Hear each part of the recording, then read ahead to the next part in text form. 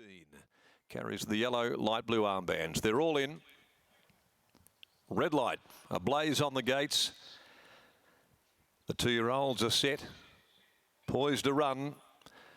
Gate Spring racing, the newcomer Hell's Bell got out awfully quickly, so did Just Handy. Over on the inside, Rebel Tail will posse up in the box seat. Wandulu, Queen Brown getting back in the field after the start and tailing out and having to be desperately ridden along there by Noskia's American Grin. And so as they settle down at the 800, and it's the Magnus filly Hell's Bell first up on debut, leading 3/4 Just Handy, who's chewing the bridle on the outside, mouth wide open. A length and a half away is the roughie Wandulu, heeled along, joined by Rebel Tail. A length and a half to the favourite Queen Brown, and trailing it now, just starting to finally hit the bridle is American Grin. Nearing the 400 though, they'll come around the corner behind Hell's Bell. Straighten for the judge over Just Handy, laying down the gauntlet. Rebel Tail's a length and a half away. Wandulu next, and now Chrissy Parnham goes to work on Queen Brown. American Grin back last at the 200. Just Handy had reached the lead though from Hell's Bell, down on the inside with Queen Brown. She's closing in on Just Handy, and Queen Brown lunging. Queen Brown dived, and Queen Brown grabbed Just Handy, nailed it right on the line. Right behind them then Hell's Bell from American Grin, wider out, Rebel Tail and Wandulu fading out of it to finish back there last of the 6. Took the length of the straight, but she eventually got there with a big dive laid over Just Handy. Hell's Bell back there third, and American Grin will weigh in fourth placing. So Queen Brown, she couldn't hold up. She got back there, settled down fifth in that field of 6, with Just Handy rating up outside of Hell's Bell, the newcomer to racing. Just Handy grabbing her, and then Queen Brown with Chris Parnham really having to get to work over the last 150 in particular there.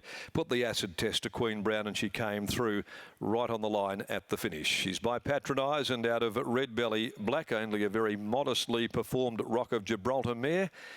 And raced by Carol Morton along with Madame's Blacksell and Fairthorn, Basanti, Colica, Collins, Cooper, Gibb, Good, Harvey, Hayden, Cruz, Niall, Pettigrove and Ryan, Lego and Smith, Summerfield and the Smoky Bulls Syndicate, trained at Ascot by Dan Morton, ridden by Chris Parnham, arriving by a long head at the finish with a length and a half second and third, and the time 1:05.58, and they've run home in 34.93. So good run from where she was, having to concede Just Handy a bit of a break there. 4.37 and 1. Just Handy, who came out of the Supremacy Stakes, a Galar Playhouse Theatre filly for Bob McPherson, Brian Zukel, B. Ramsey, C. Gilmore, Mrs. B. Lammy, Bob McPherson and Joey Azzopardi, and Hell's Bell, the first starter by Magnus from Narana for Frank and May Edwards, trained by Reese Radford, ridden by Craig Staples. American Grin again just couldn't go early on in the race, and was doing its best late, but never going to really pose any problems to the eventual winner.